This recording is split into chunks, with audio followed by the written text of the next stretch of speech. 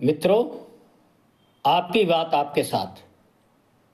आज दिनांक 28/11 के इस 151वें अंक में, सायकालीन अंक में आपका सभी का हार्दिक स्वागत, अभिनंदन है।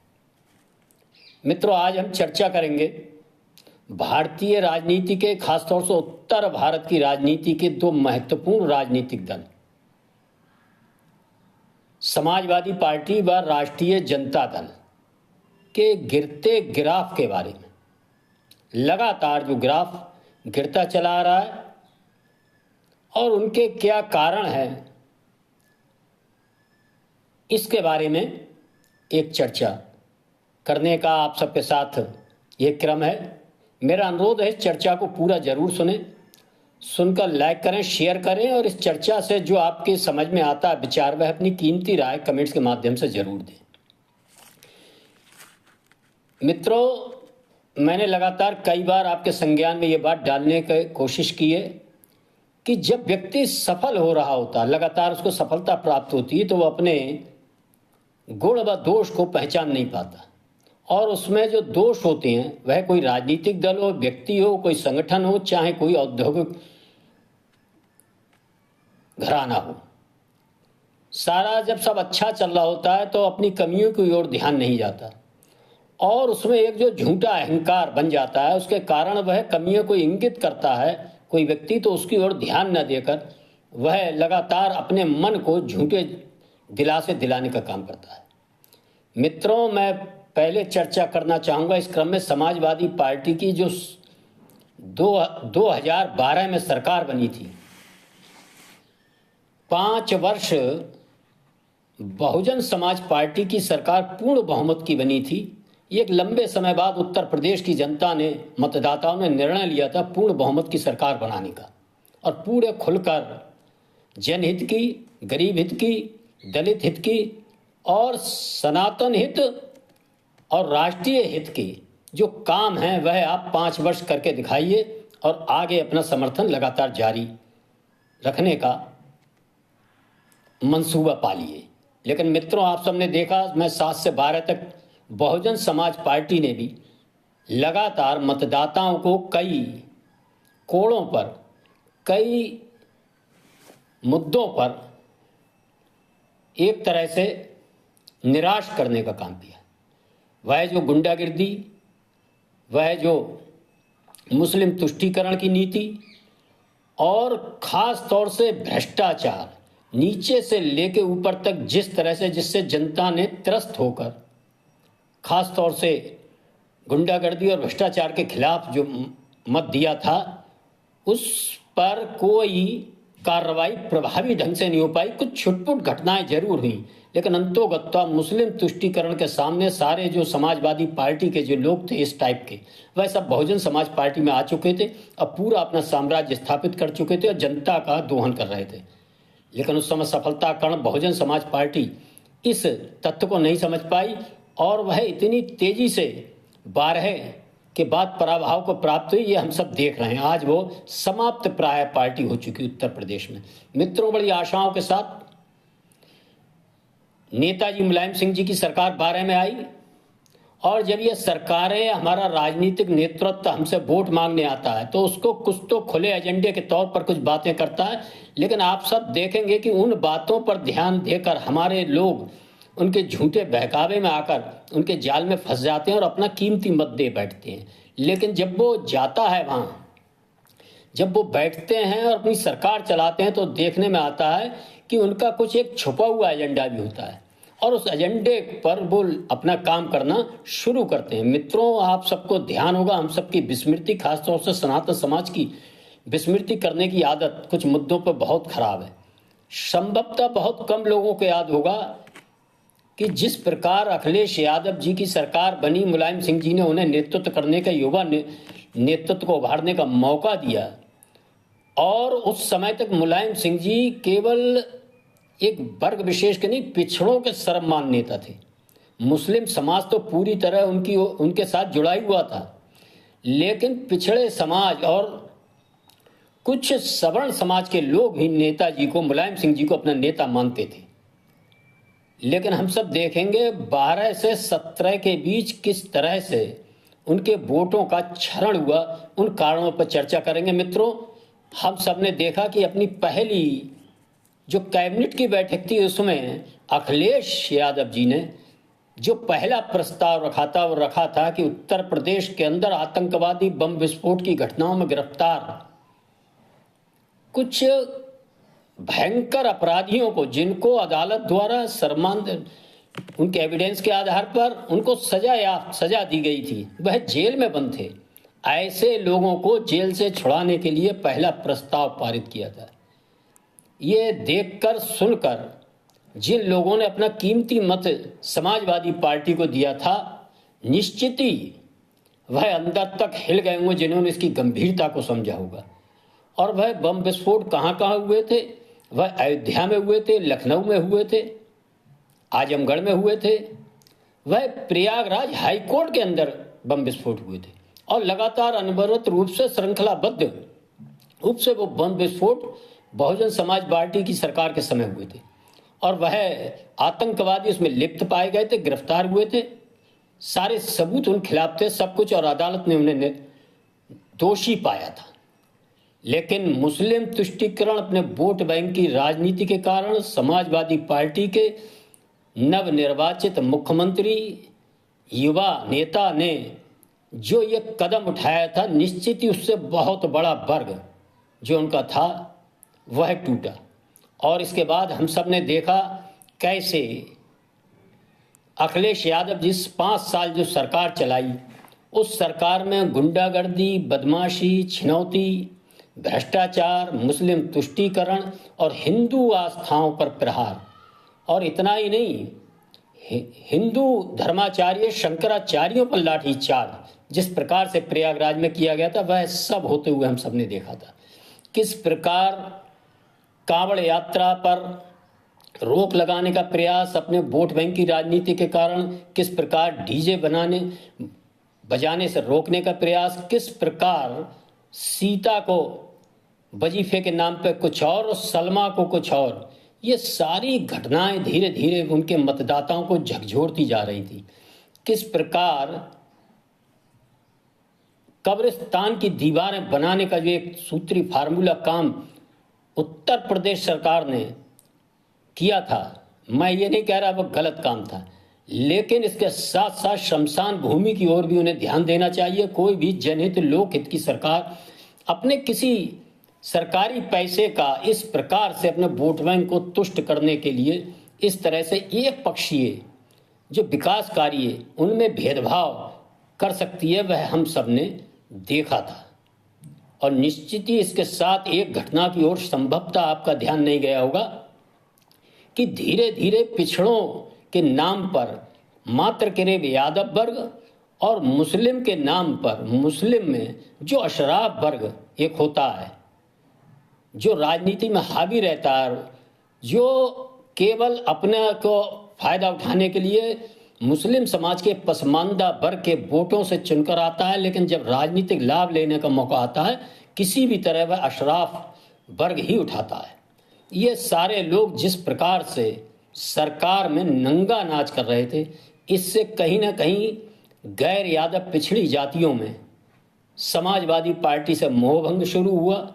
और उस मोहभंग का पहला जो परिणाम हम सब ने देखा था वह 14 में के लोकसभा चुनाव के अंदर जो सुपड़ा साफ हुआ था समाजवादी पार्टी व बहुजन समाज पार्टी का, वह हम सब ने देखा था। मित्रों, उस समय समाजवादी पार्टी के नेता बांधने लोग कहा करते थे कि ये राष्ट्र स्तर का चुनाव, इसलिए जनता ने मोदी जी को वोट दे दिया, 17 के चुनाव में आप देखेंगे समाजवादी पार्टी दोबारा आएगी। मित्रों, वो ऐसी खुशफहमी रहे और उन्होंने अपनी गलती सुधारने का प्रयास नहीं किया। 14 से 17 तक 3 वर्ष थे, यदि वह गलती सुधारते, केवल एक एक्सप्रेस वे बनाकर वो बहुत बड़ा अपने को विकास पुरुष सिद्ध करते रहे पूरे 5 वर्ष। आज जनता देख रही कितने एक्सप्रेस वे की झड़ी लग गई है उत्तर प्रदेश के अंदर। और जो शुरू में 1-2 एक्सप्रेस वे बन रहे थे, भारतीय जनता पार्टी सरकार बना रही थी, तो उनको भी उस समय समाजवादियों ने ये किया था, समाजवादियों ने किया था। लेकिन अब बढ़ते विकास कार्यों की गति देखकर अब उनको ये कहने की भी हिम्मत नहीं आ रही। मित्रों, मेरा फिर कहना था कि उस सत्ता के नशे में चूर उन्होंने ध्यान नहीं दिया और 17 के चुनाव में भी उन्होंने मुंह खाई। इसके बाद भी वह अपनी गलतियों को नहीं पहचान पाए, उस हार में जीत के गुण नहीं खोज पाए। सकारात्मक राजनीति की ओर न जाकर केवल नकारात्मक हर सरकार के हर सुंदर प्रयास में कमी निकालना, ये सारे राजनीतिक दलों का काम होता है। और वह रह के 19 का चुनाव भी हारे। बहुजन समाज पार्टी से उन्होंने गठबंधन किया था, जो वो बहुजन समाज पार्टी जो बिल्कुल मृत प्राय पार्टी हो चुकी थी, उसको चुनाव में कुछ इस गठबंधन का लाभ हुआ और वह कुछ सीटें जीती थी मित्रों। लेकिन बहुजन समाज पार्टी ने भी उस जीत को अपनी जीत समझकर अपने अंदर कोई परिवर्तन नहीं, अपने अहंकार में कोई परिवर्तन नहीं किया और आज बहुजन समाज पार्टी शून्य और मृत प्राय स्थिति में खड़ी है। आज उसका वोट बैंक 2.5 से सिंगल डिजिट में आ चुका है। मित्रों, मैं इस बात को आगे बढ़ाते हुए मैं आपका ध्यान दिलाना चाहता हूं किस प्रकार लोकसभा के चुनाव में समाजवादी पार्टी ने जब से अपना गठन हुआ, नेताजी के सामने भी इतनी बड़ी सफलता प्राप्त नहीं की थी। 37 सीटें लोकसभा की जीती। वह अपने झूठे नैरेटिव सेट करने के कारण, कांग्रेस के साथ गठबंधन करने के कारण, इंडी गठबंधन ने 37 सीटें जीतने के बाद इन लोगों को इतना अहंकार हो गया कि इन्होंने ये समझा कि अब बस वक्त की बात है, 27 की बारी है। और वह फिर अपने उसी एजेंडे में, नकारात्मक प्रचार के एजेंडे में लगे रहे। उसका परिणाम ये हुआ कि बहुत शीघ्र ही ऐसा लग रहा था जून के महीने में, जून के परिणाम आने के बाद, कि जैसे कि यही लोग सरकार बनाने को आ रहे हैं। और आज हम सब देख रहे हैं किस प्रकार जो उपचुनाव उत्तर प्रदेश में हुए और बिहार में हुए, किस प्रकार समाजवादी पार्टी और राष्ट्रीय जनता दल पूरी तरह से बहुजन समाज पार्टी के रास्ते पर बढ़ गई है। लेकिन मित्रों, अभी भी हम सब देख रहे हैं किस प्रकार संभल में जो घटनाएं हुई, उनके ऊपर एक कानून सम्मत विधिक राय के तहत अदालत के आदेश के साथ जो काम हुआ था, उसके बारे में कानून का सम्मान करते हुए अपने मतदाताओं, अपने समर्थकों को बताना चाहिए था और उनकी कमियों को इंगित करना चाहिए, ना करके उसी अपने मुस्लिम तुष्टीकरण और वोट बैंक के तहत उनकी पार्टी के लोग इसमें नामजद भी हुए सांसद कि उन्होंने भीड़ को भड़काने का काम किया था, वह अपने उसी काम पर लग गए हैं। मित्रों, आप सब देखेंगे, मैं ध्यान दिलाना चाहूंगा कुंदर की सीट की ओर। मित्रों, मैंने इससे पूर्व भी एक मुस्लिम वर्ग में 2 वर्गों के बारे में एक यूट्यूब चैनल के माध्यम से, इसी आपके पिछले अंकों में मैंने आप सबके समक्ष एक अशराफ वर्ग व पसमानदा वर्ग के बारे में बताया था। वह इस कुंदर की चुनाव में आप देखेंगे तो वह वर्ग भेद, जो उन्होंने जाति जनगणना पीडीए का जो नारा दिया था, वो कहते हैं, कहावत है कि गड्ढा खोदा है दूसरे का तो वो ऊपर वाला ऐसा कुछ करता है, वो गड्ढे में खुद ही गिरता है। जाति की जनगणना का जो रट इन लोगों ने लगाया था, इंडी गठबंधन के लोगों ने, उस जाति जनगणना का प्रभाव मुस्लिम समाज में भी होने लगा। इसका प्रत्यक्ष उदाहरण कुंदरकी का चुनाव। मित्रों, 65% मुस्लिम, उस 65% मुस्लिम में 65% ही वहां पसमानदा वर्ग का मुस्लिम है, जो लंबे समय से अंधभक्त होकर मुलायम सिंह व समाजवादी पार्टी, अखिलेश यादव की पार्टी को अपना मत देता आया था। आप सबने सोशल मीडिया पर बहुत से ऐसे लोगों के इंटरव्यू देखे होंगे कि वो कह रहे हैं कि अशराफ वर्ग के लोग जो 35% हैं कुंदरकी में, और वह हम पे 30-35 साल से राजनीति कर रहे हैं, सांसद भी बनेंगे, विधायक भी बनेंगे, क्या हम पसमानदा वर्ग के लोग क्या केवल समाजवादी पार्टी को वोट देने का ही काम करेंगे? ये बात, ये चर्चा जातिगत आधार पर उनमें भी चेतना की जागृति हुई है और उस चेतना की जागृति का ऐसा परिणाम हुआ है कुंदरकी विधानसभा, जो कोई कल्पना नहीं कर सकता था। 10-5 हजार सीट वोटों से जीतने की बात और थी, लेकिन एक पक्षीय पसमानदा समाज ने, मुस्लिम समाज के लोगों ने जो वोट देने का काम किया, चुनौती देने का काम किया समाजवादी पार्टी को, और किसी और पार्टी का ऐसा नहीं था, उनके सामने कोई विकल्प नहीं था। सारे मुस्लिम प्रत्याशी थे, बहुजन समाज पार्टी थी, वह अन्य पार्टी के प्रत्याशी भी थे, लेकिन उन्हें ना देकर ये सीधे सीधे खुली चुनौती समाजवादी पार्टी के नेतृत्व को है कि अब हम पसमानदा समाज के लोग आपके बंधुआ नहीं है, कि वोट 80% हमारा और नेतागिरी नेतृत्व करेंगे अशराफ वर्ग के। ये है जातीय जो जब जनगणना की बात जो कर रहे थे, वहां मुस्लिम समाज ने भी अपनी अपनी जनगणना करने का प्रयास कर दिया कि हम कितने हैं और हम पर राजनीति कौन कर रहा है। मित्रों, इसी प्रकार आप कटहरी में देख लें, चाहे वहां भी यही है, अशराफ वर्ग के लोग ही समाजवादी पार्टी में बहुत हैं। और धीरे धीरे आप सब देखेंगे कि जो पिछड़ा वर्ग जो पूरा समाजवादी पार्टी के साथ रहता था, कैसे धीरे धीरे वो केवल यादव समाज ही केवल साथ रह गया।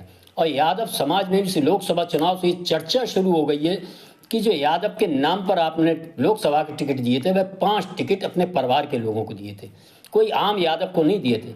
मित्रों, इसी बीच एक बहुत बड़ा घटनाक्रम भी हुआ कि मध्य प्रदेश में भारतीय जनता पार्टी ने अपनी दूरगामी राजनीति को आगे रखते हुए एक बहुत छोटा सा वर्ग है वहाँ यादव समाज का, उसके एक साधारण से कार्यकर्ता मोहन यादव को मध्य प्रदेश जैसे महत्वपूर्ण राज्य का मुख्यमंत्री बनाकर एक सीधा सीधा संदेश यादव समाज के बीच देने का काम किया। केंद्र सरकार में भी कई मंत्री यादव समाज के हैं, वह अन्य जगह भी हैं। ये संदेश देने का काम किया है कि समाजवादी पार्टी में मुख्यमंत्री का पद केवल और केवल एक परिवार विशेष के लिए रहेगा। आप कुछ भी करते रहें, आपको कुछ नहीं मिलेगा। यादवों के अंदर यह भी संदेश दिया कि एमपी का भी टिकट अब आम यादव समाज के लिए नहीं है, केवल और केवल वह अखिलेश यादव के परिवार के लिए ही रिजर्व है। मित्रों, इसी बीच करहल का चुनाव बहुत बड़ा संदेश दे रहा है। करहल के चुनाव में जो 64,000 से सीट वो स्वयं अखिलेश यादव की थी, कैसे जैसे तैसे वह लोग जीते हैं। बहुत मार्जिन कम हो गया है और वो जीतने का एक पूरा परिवार ने जिस प्रकार घर घर जाकर करहल में वोट मांगने का काम किया, वह एक अभूतपूर्व दृश्य था करहल के लिए। और इसके बाद भी जीत का मार्जिन इतना कम हुआ है, ये चिंता की लकीरें जो सैफई परिवार उसके चेहरे पर आ चुकी हैं। मित्रों, आने वाले समय में देखेंगे करहल की सीट जीतना भी इनको बहुत लाले पड़ जाएंगे 27 में। और धीरे धीरे मुस्लिम और यादव जो गठबंधन है उसमें भी धीरे धीरे दरार बड़ी तेजी से बढ़ रही है। एक घटनाक्रम की ओर मैं और ध्यान दिलाना चाहता हूं, ये उत्तर भारत की ओर में पहली बार ये घटना हुई है कि संभल कांड की जांच करने केरल से मुस्लिम लीग के कुछ नेता एक प्रतिनिधि मंडल बनाकर आ रहे थे और उनको सरकार ने आने से रोका। इसके बड़े दूरगामी परिणाम हैं। मित्रों, मुस्लिम लीग वह पार्टी है जिसने इस देश का विखंडन करने का काम किया, पाकिस्तान बनाने का काम किया, और उस पार्टी को लगातार कांग्रेस व राहुल गांधी और उनकी बहन प्रियंका भी उसी पार्टी के समर्थन से केरल के अंदर वायनाड से जीती हैं। और आज उस पार्टी के लोग उत्तर भारत में आने का प्रयास कर रहे हैं। आप सब देख रहे हैं, असदुद्दीन ओवैसी व अन्य लोग भी मुस्लिम वर्ग में अपनी पैठ बढ़ाते जा रहे हैं। धीरे धीरे जो अशराफ वर्ग और पसमानदा वर्ग व अन्य छोटी छोटी जातियों में जो मुस्लिम समाज बुरी तरह विभक्त है, बटा हुआ है, उसमें भी अपनी राजनीतिक नेतृत्व पनपाने की महत्वाकांक्षा पूरी तरह जग चुकी है। ये हम सब देख रहे हैं और इसके जो परिणाम आने वाले समय में वो समाजवादी पार्टी के लिए बहुत विध्वंसक और घातक होने वाले हैं। मित्रों, इसी प्रकार बहुजन समाज पार्टी का भी पराभव हुआ था कि बहुजन समाज पार्टी किसी समय समस्त दलितों की आवाज हुआ करती और दलितों के साथ जब जब उसमें सवर्ण जाति का ब्राह्मण एक और जुड़ा वह सरकार में आई। लेकिन जिस प्रकार उसने केवल एक दलितों में एक जाति विशेष की पार्टी के वर्ग के लोगों का लाभ देने का, उसका प्रभुत्व बढ़ाने का काम किया, इससे अन्य दलित जातियों का बहुजन समाज पार्टी से जिस प्रकार मोहभंग हुआ और बहुजन समाज पार्टी धीरे धीरे मात्र केवल जाटवों की पार्टी बनकर रह गई, एक वर्ग विशेष की पार्टी बनकर रह गई। वही क्रमिक प्रक्रिया समाजवादी पार्टी में शुरू हो चुकी है।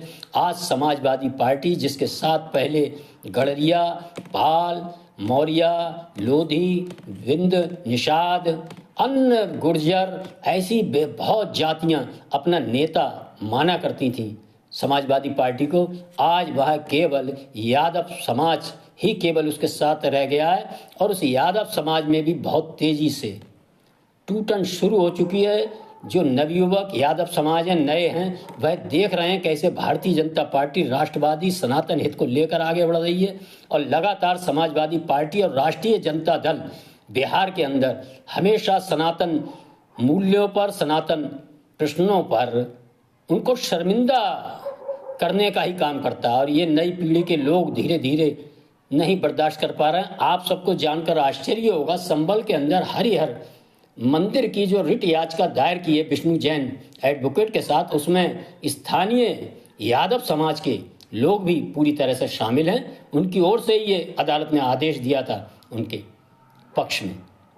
इस प्रकार धीरे धीरे हम सब देखेंगे आने वाले समय में यादव समाज के अंदर भी एक जागरूक राष्ट्रवादी समाज, जो लगातार इन लोगों के मुस्लिम तुष्टीकरण से और मुस्लिमों को गुंडागर्दी, आतंकवादियों का समर्थन करने के कारण अंदर ही अंदर इनसे रुष्ट होता जा रहा था, वह अब खुलकर आने लगेगा। ज्यों ज्यों मुस्लिम और यादवों का ये प्रश्न आएंगे, हिंदू समाज के, सनातन समाज के ये प्रश्न आएंगे धीरे धीरे, और समाजवादी पार्टी या अन्य पार्टियां कानून सम्मत तरीके से अपनी बात नहीं रखेंगी, केवल एक और एक विषय की ओर, एक वर्ग को केवल उसकी तुष्टीकरण करने का काम करेगी, तो इनका जो मूल सनातन वोट है वह भी बहुत बेचैनी का अनुभव कर रहा है, और वह भी धीरे धीरे अपने राष्ट्रीय हितों के साथ, गरीब हितों के साथ जुड़ने का काम करेगा। और ये समाजवादी पार्टी और राष्ट्रीय जनता दल भी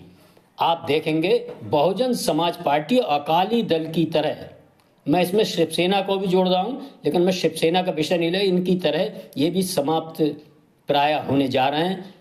एक साथ कोई राजनीतिक दल बनता भी नहीं है। मैं कह रहा हूं कि साथ जल्दी हो जाए, ये भी मेरा कहना नहीं है।